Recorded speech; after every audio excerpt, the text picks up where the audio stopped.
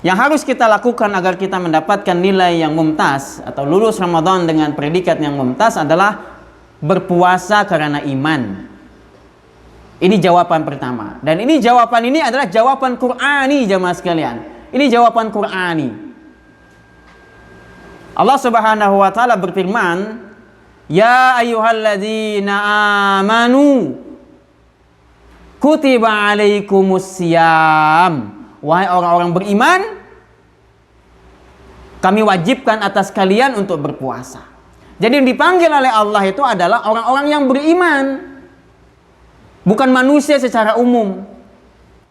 Ini bermakna bahwa ketika kita menjalankan puasa Ramadan, itu berarti kita ada di posisi sebagai orang yang dipanggil tadi itu, yaitu orang-orang beriman. Maka satu-satunya motivasi kita berpuasa itu adalah karena iman kita kepada Allah Subhanahu wa taala. Kemudian Rasulullah sallallahu alaihi wasallam juga bersabda, "Man shoma Ramadan imanan wa ihtisaban, ghufira lahu ma taqaddama min dzambihi." Rasulullah sallallahu alaihi wasallam bersabda, "Man shoma Ramadan," barang siapa yang berpuasa di bulan Ramadan imanan, karena iman, wahtisaban, dan menginginkan balasan yang terbaik dari Allah, ghufira lahu ma taqaddama min dzambihi, maka akan diampuni dosanya oleh Allah Subhanahu wa taala. Yarhamukallah. Akan diampuni dosanya oleh Allah Subhanahu wa taala, dosa yang terdahulu.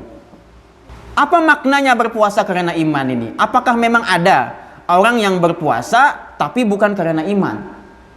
Nah, kalau kita memahami makna iman dengan benar, maka sebetulnya kita akan mendapati beberapa orang yang berpuasa bukan karena iman.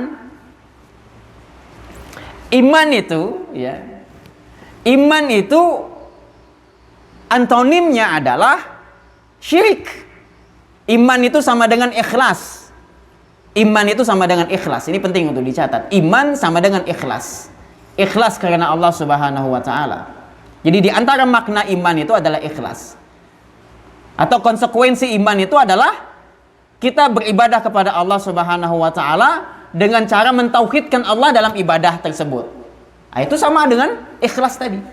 Jadi iman itu sebetulnya sama artinya dengan ikhlas. Iman berarti ikhlas beribadah kepada Allah Subhanahu wa taala. Ikhlas itu maknanya adalah mentauhidkan Allah dalam ibadah. Jadi kita tidak beribadah kecuali kepada Allah Subhanahu wa taala dan tidak beribadah kecuali karena Allah Subhanahu wa taala. Itu yang disebut dengan ikhlas.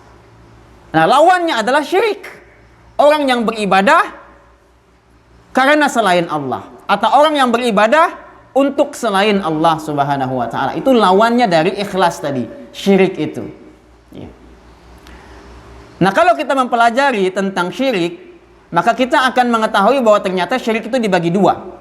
Ada syirik akbar, ada syirik asghar. Nah, yang sering menjerumuskan orang terutama dalam konteks puasa adalah syirik kecil ini. Syirik kecil itu contohnya apa? Riya. Beribadah karena ingin dilihat oleh orang lain.